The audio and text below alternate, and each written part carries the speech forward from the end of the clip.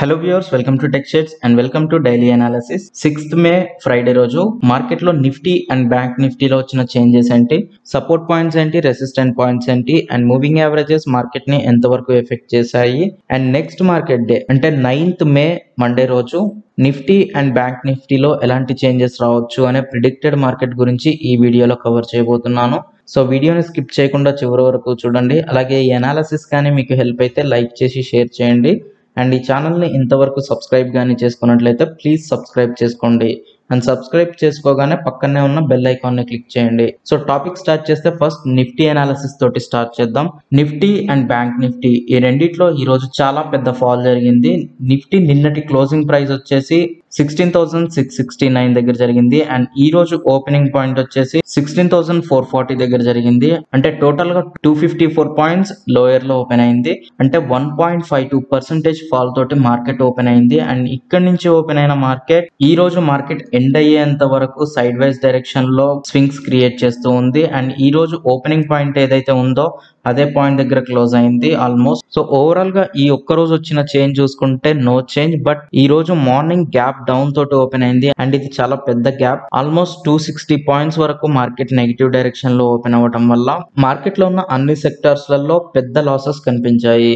అయితే ఇది ఈ రోజు ఎంటైర్ గా మార్కెట్ లో వచ్చిన చేంజెస్. అయితే ప్రీవియస్ మార్కెట్ తోటి కంపేర్ చేస్తే ఈ రోజు జరిగిన చేంజెస్ ఎలా వచ్చాయి అని చూస్తే మార్కెట్ ఫ్యూ డేస్ నుంచి ఒక సపోర్ట్ అండ్ రెసిస్టెన్స్ మధ్య స్వింగ్స్ క్రియేట్ చేస్తూ ఉంది. సో ఇది రెసిస్టెన్స్ అండ్ ఇది సపోర్ట్, ఈ రెండు సపోర్ట్ అండ్ రెసిస్టెన్స్ ల మధ్యలోనే మార్కెట్ చాలా రోజు స్వింగ్స్ క్రియేట్ చేసింది అండ్ ఇక్కడ ఈ స్వింగ్స్ లో రెసిస్టెంట్ పాయింట్ ని నిఫ్టీ క్రాస్ చేసింది అండ్ రెసిస్టెంట్ పాయింట్ ని నిఫ్టీ క్రాస్ చేసిన తర్వాత ఇక్కడ నుంచి సపోర్ట్ తీసుకొని పాజిటివ్ డైరెక్షన్ లో వెళ్లాల్సి ఉంటుంది.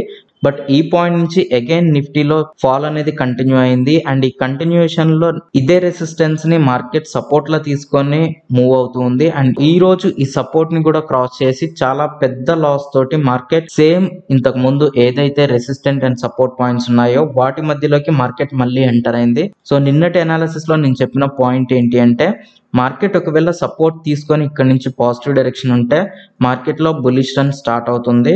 బట్ ఒకవేళ ఈ రెసిస్టెంట్ పాయింట్ ని ఆర్ ఈ సపోర్ట్ పాయింట్ ని కానీ క్రాస్ చేసి మార్కెట్ మళ్ళీ ఇదే స్వింగ్ లోకి ఎంటర్ అయింది అంటే, ఈ ఛానల్లోకి ఎంటర్ అయిందంటే ఇందులో మళ్ళీ డౌన్వర్డ్ డైరెక్షన్ లో lower lows and lower highs create అవుతూ మార్కెట్ లో ఇంకా ఫాల్ కంటిన్యూ అవ్వడానికి ఛాన్సెస్ ఉంటాయి అన్నట్లుగా చెప్పాను. ఈ చెప్పిన వాటిలో సెకండ్ కేసు జరిగింది అండ్ ఇక్కడ ఒక స్ట్రాంగ్ సపోర్ట్ పాయింట్ ఉంది. అదేంటి అంటే 16,591. ఈ స్ట్రాంగ్ సపోర్ట్ పాయింట్ ఎక్కడి నుంచి వచ్చింది అనేది ఒకసారి చూస్తే day candle stick chart open చేస్తే ఈ 16,591 అనే సపోర్ట్ ఎక్కడి నుంచి వచ్చింది అనేది కనిపిస్తుంది. సో ఇది ఆ 16,591 అనే సపోర్ట్. సో ఈ పాయింట్ దగ్గర ప్రీవియస్ గా మార్కెట్ ఒక పెద్ద స్వింగ్ క్రియేట్ చేస్తూ ఇక్కడి నుంచి పాజిటివ్ డైరెక్షన్ తీసుకుంది.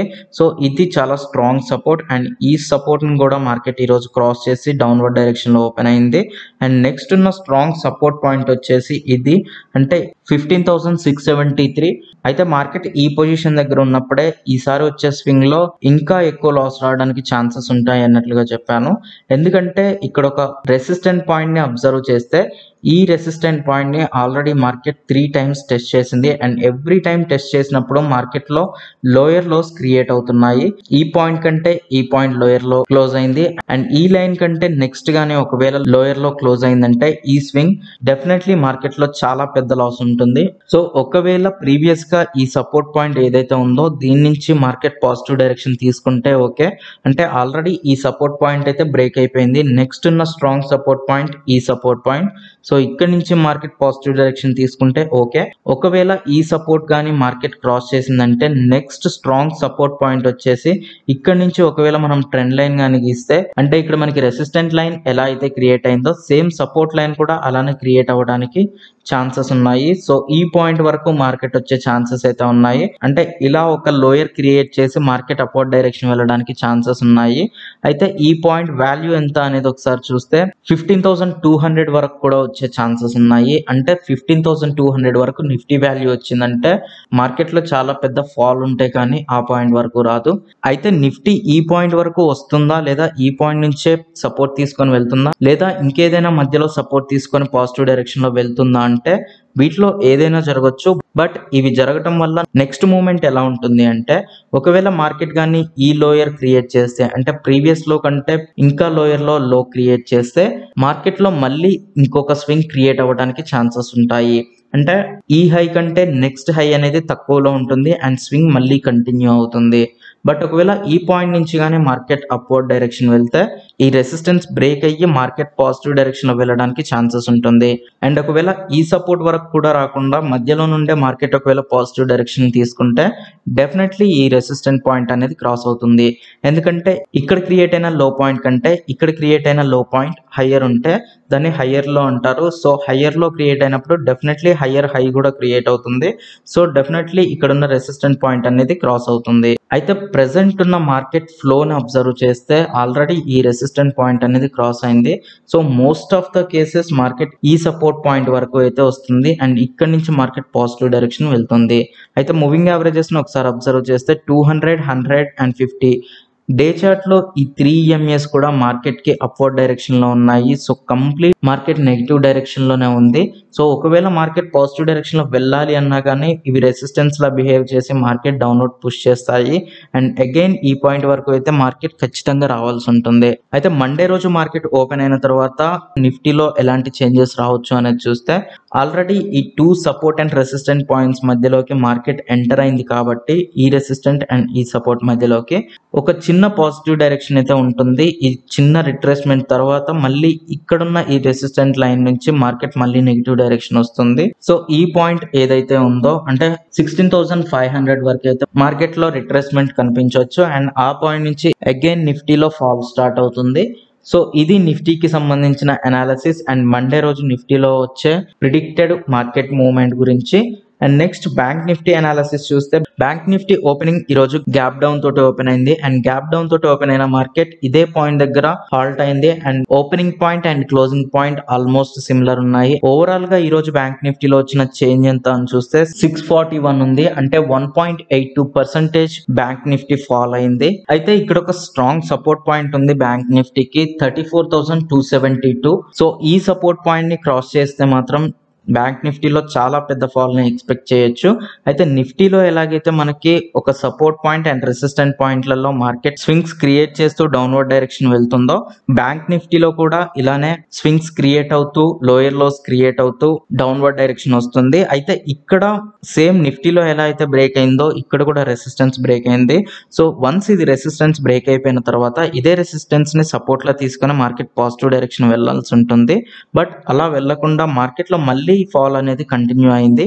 అండ్ నిన్నటి అనాలిసిస్ లో నేను చెప్పిన పాయింట్ ఏంటి అంటే ఒకవేళ ఈ రెసిస్టెన్స్ అనేది ప్రెసెంట్ సపోర్ట్ లా బిహేవ్ చేస్తుంది బ్యాంక్ నిఫ్టీకి. సో ఈ సపోర్ట్ పాయింట్ కానీ ఇప్పుడు బ్రేక్ అయిందంటే మళ్ళీ ఈ సపోర్ట్ అండ్ రెసిస్టెన్స్ అంటే ఈ ప్రీవియస్ ఛానల్లోకి మార్కెట్ ఎంటర్ అవుతుంది అండ్ ఎంటర్ అయిందంటే మళ్ళీ లోయర్ లోస్ క్రియేట్ అవుతూ మార్కెట్ డౌన్వర్డ్ డైరెక్షన్ అనేది కంటిన్యూ అవ్వడానికి ఛాన్సెస్ ఉంటాయి. అండ్ ఇక్కడున్న ఈ సపోర్ట్ పాయింట్ దగ్గర ప్రెసెంట్ మార్కెట్ అనేది చిన్న రిట్రేస్మెంట్ అయితే క్రియేట్ చేస్తుంది. సో ఎప్పుడైనా మార్కెట్ లో సపోర్ట్ కానీ రెసిస్టెంట్ పాయింట్ కానీ ఉందంటే డెఫినెట్లీ దానికి ఒక రెస్పెక్ట్ అనేది ఉంటుంది. సో ఈ పాయింట్ దగ్గర మార్కెట్ రెస్పెక్ట్ ఇచ్చి చిన్న రిట్రేస్మెంట్ క్రియేట్ చేస్తుంది. సో నెక్స్ట్ ఒకవేళ డౌన్వర్డ్ డైరెక్షన్ వస్తే ఇది ఫాల్ అనేది చాలా హెవీ ఉంటుంది. సో డైరెక్ట్ ఇందులో లోయర్ లోస్ క్రియేట్ అవుతూ చాలా పెద్ద గ్యాప్ డౌన్స్ అనేవి క్రియేట్ అవుతూ మార్కెట్ ఫాల్ అనేది జరుగుతుంది. సో ప్రెసెంట్ ఉన్న స్ట్రాంగ్ సపోర్ట్ వచ్చేసి 34,272. సో ఈ పాయింట్ నుంచి మార్కెట్ ఒకవేళ ఈ రెసిస్టెంట్ లైన్ ని క్రాస్ చేసి పాజిటివ్ డైరెక్షన్ వెళ్తే ఇక్కడ బుల్ రన్ స్టార్ట్ అవ్వడానికి ఛాన్సెస్ ఉంటాయి. బట్ ఈ లైన్ కూడా క్రాస్ అయిందంటే మాత్రం మార్కెట్ లో చాలా పెద్ద మూమెంట్ నెగిటివ్ డైరెక్షన్ లో ఉండటానికి ఛాన్సెస్ ఉంటాయి. సో డే చార్ట్ ఒకసారి ఓపెన్ చేస్తే అందులో మీకు నెక్స్ట్ ట్రెండ్ ఎలా ఉండబోతుంది అనేది అర్థమవుతుంది. సో ఇది డే చార్ట్. ఈ డే చార్ట్ లో మీరు అబ్జర్వ్ చేస్తే జస్ట్ లైక్ నిఫ్టీలో ఎలా అయితే మనకి స్ట్రాంగ్ రెసిస్టెంట్ పాయింట్ ని multiple times bank Nifty touch చేస్తుంది. సో నిఫ్టీలో కూడా సేమ్ ఇలానే ఒక స్ట్రాంగ్ రెసిస్టెంట్ పాయింట్ ని మల్టిపుల్ టైమ్స్ టెస్ట్ చేస్తూ లోయర్ లోస్ క్రియేట్ అవుతున్నాయి. సో ఇక్కడ కూడా lower lows and lower highs create అవుతున్నాయి. ఒకవేళ ఇదే స్వింగ్ లో ఇదే ట్రెండ్ కానీ కంటిన్యూ అయితే నెక్స్ట్ ఉన్న లోయర్ లో పాయింట్ అనేది ఈ పాయింట్ కంటే తక్కువలో ఉంటుంది, అంటే 32,138 కంటే తక్కువలో ఉంటుంది. సో ఇక్కడ నేను ఒకవేళ ట్రెండ్ లైన్ కానీ గీస్తే ఈ పాయింట్ ఏంటనేది మనం ట్రేస్ చేయొచ్చు. ఇక్కడ నుంచి లోయర్ లోస్ ని కనెక్ట్ చేస్తూ ఒక ట్రెండ్ లైన్ గీస్తే నెక్స్ట్ సపోర్ట్ పాయింట్ వచ్చేసి ఈ పాయింట్ దగ్గర ఉంటుంది. అంటే ఆల్మోస్ట్ 30,600 వరకు అయితే మార్కెట్ వెళ్ళడానికి ఛాన్సెస్ ఉన్నాయి. అంటే ఈ పాయింట్ వరకు కానీ బ్యాంక్ నిఫ్టీ వచ్చిందంటే అది మార్కెట్ లో చాలా ఫాల్ జరిగినట్లు. సో ఆ పాయింట్ వరకు వచ్చిందంటే నాట్ ఓన్లీ బ్యాంక్ నిఫ్టీ, అన్ని సెక్టర్స్ లో కూడా లాస్ కంటిన్యూ అవుతున్నట్లే. సో మార్కెట్ ఈ పాయింట్ నుంచి పాజిటివ్ డైరెక్షన్ తీసుకుంటే ఓకే, ఇక్కడ హయ్యర్ లో క్రియేట్ అవుతుంది and next higher high create అవ్వడానికి ఛాన్స్ ఉంటుంది. బట్ ఒకవేళ ఇదే ట్రెండ్ గానీ కంటిన్యూ అయ్యి బ్యాంక్ నిఫ్టీ నెగిటివ్ డైరెక్షన్ లో వస్తే మాత్రం ఇంకా చాలా లాస్ ని ఫేస్ చేయాల్సి ఉంటుంది. సో ఈ డే చార్ట్ లో 200, 100 అండ్ 50 EMAs ని అబ్జర్వ్ చేస్తే ప్రజెంట్ ఉన్న మార్కెట్ సిచ్యువేషన్ కి ఇవన్నీ కూడా అప్వర్డ్ డైరెక్షన్ లోనే ఉన్నాయి. సో కంప్లీట్ బేరిష్ అని చెప్పుకోవచ్చు. ఎందుకంటే మార్కెట్ ఒకవేళ పాజిటివ్ డైరెక్షన్ వెళ్ళాలి అన్నా ఈ EMAs అనేవి మార్కెట్ కి రెసిస్టెన్స్ లా బిహేవ్ చేస్తాయి, అగైన్ మార్కెట్ ని నెగిటివ్ డైరెక్షన్ పుల్ చేస్తాయి. సో ఇది ఓవరాల్ గా bank Nifty next predicted direction. అయితే మండే రోజు వరకు మార్కెట్ ఎలా ఉంటుంది అనేది ఒకసారి చూస్తే ఆల్రెడీ ఇంతకు ముందు చెప్పినట్లు ఒక సపోర్ట్ పాయింట్ దగ్గర అయితే మార్కెట్ హాల్ట్ అవుతుంది. సో ఇక్కడ నుంచి ఒకవేళ పాజిటివ్ డైరెక్షన్ తీసుకోవాలంటే ఇలా వెళ్తుంది, బట్ ఇక్కడ రెసిస్టెంట్ లైన్ అనేది ఉంది. సో ఈ ఛానల్లోకి మార్కెట్ వచ్చింది కాబట్టి యాక్చువల్ గా లోయర్ లోస్ అయితే క్రియేట్ అవ్వాలి. ఒకవేళ ఈ రెసిస్టెన్స్ కానీ క్రాస్ అయిందంటే మార్కెట్ లో పాజిటివ్ డైరెక్షన్ వెళ్ళడానికి ఛాన్సెస్ ఉంటాయి. బట్ ఇదే ట్రెండ్ కానీ కంటిన్యూ అయిందంటే మళ్ళీ బ్యాంక్ నిఫ్టీలో నెగిటివ్ డైరెక్షన్ కంటిన్యూ అవుతుంది. సో మండే రోజు ఈ రెసిస్టెంట్ పాయింట్ వరకు అయితే మార్కెట్ వెళ్ళి దీన్ని టచ్ చేసి ఇక్కడ నుంచి మార్కెట్ ఫాల్ అనేది స్టార్ట్ అవుతుంది. సో ఈ మూమెంట్ వరకు అయితే మండే రోజు జరిగే ఛాన్సెస్ ఉన్నాయి. సో నెక్స్ట్ ఈ సపోర్ట్ కానీ లేదా ఈ రెసిస్టెన్స్ కానీ ఏదో ఒకటి బ్రేక్ అయ్యేంత వరకు మార్కెట్ డైరెక్షన్ ని మనం కన్ఫర్మ్ చేయలేము. సో ఇది నిఫ్టీ అండ్ బ్యాంక్ నిఫ్టీకి సంబంధించిన అనాలిసిస్. అండ్ ఈ అనాలిసిస్ కానీ మీకు హెల్ప్ అయితే లైక్ చేసి షేర్ చేయండి. అండ్ ఈ ఛానల్ని ఇంతవరకు సబ్స్క్రైబ్ కానీ చేసుకున్నట్లయితే ప్లీజ్ సబ్స్క్రైబ్ చేసుకోండి. సబ్స్క్రైబ్ చేసుకోగానే పక్కనే ఉన్న బెల్ ఐకాన్ని క్లిక్ చేయండి.